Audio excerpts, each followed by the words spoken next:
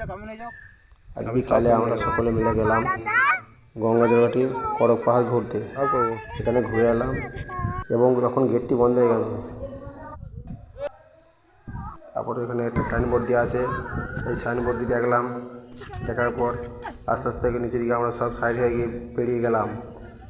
গেটটি বন্ধ করা আছে, সাইড দিয়ে রাস্তা করা আছে, সেই সাইডে আস্তে আস্তে সব গেলাম। এখানে একটি হালকা সরু রাস্তা পথ আছে সব পেরোবার জন্য। পাহাড়ের উপরের দৃশ্যটি খুব ভালো লাগছে। এটি পাহাড়ের মধ্যস্থান। এখানে দুপাশে সবুজ ঘেরা, বেশ খুব সুন্দর লাগছে। আস্তে আস্তে এটি 2 নম্বর গেট। 2 নম্বর গেটে এখানে একটি টাইম দেওয়া আছে, আবার পেরিয়ে গেলাম আমরা। 2 নম্বর গেটের ওপর এখানে আশ্রম রয়েছে, পাহাড়ের উপরে আশ্রম রয়েছে। এই আশ্রমের পাশে চারিদিক সব মনোরম দৃশ্য। এখানে মানুষজন বসে। ওই আগে দেখা যাচ্ছে 3 নম্বর গেট। গেটটি বন্ধ আছে।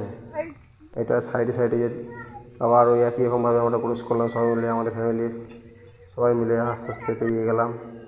পেরিয়ে গিয়ে পাহাড়ের দুপাশে সবুজ ঘেরা জঙ্গল দেখতে পাচ্ছ, দারুণ সুন্দর লাগছে দেখতে।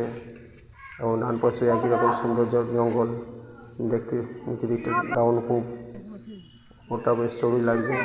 ওটাই বাঁধানো রাস্তার উপর দিয়ে আস্তে আস্তে মাঝখানটা বিশ্রাম জায়গা আছে এবং ওপরটি পুরো নিচে থেকে অনেক উঁচু। এখানটা বিশ্রাম করার জায়গা আছে, যে পাহাড়ে উঠতে গেলে কেউ হাঁপিয়ে গেলে আটামাটা হয়ে গেলে সেখানটা বসতে হবে। কেমন হয়েছে?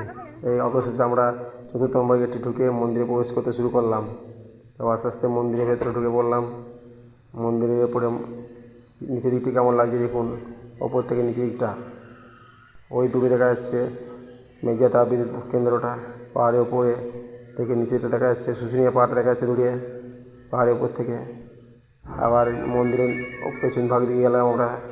পেছন দিকে নিচে দিকে দেখা যাচ্ছে অমরকাননের পেছন দিকে কত নামতে জমি, কত ঘর বাড়ি সব দেখা যাচ্ছে। ওখান থেকে পুরো আমরা শুশুনিয়া পাহাড়টা দেখা যাচ্ছে দূরে। উপরে দেখা যাচ্ছে শুশুনিয়া পাহাড়টা পরিষ্কার দেখা যাচ্ছে। এখানে ভালো করে তাকিয়ে দেখলাম শুশুনিয়া পাহাড়টা কিছুক্ষণ আমরা। এরপরে আবার সাইডে এই পাশটা দেখলাম, এই পাশে নিচে কত গাছগুলো ছোটো ছোটো লাগছে। আর মন্দিরে ফিরে এলাম। মন্দিরের এই পাশটা একবার তাকিয়ে দেখলাম।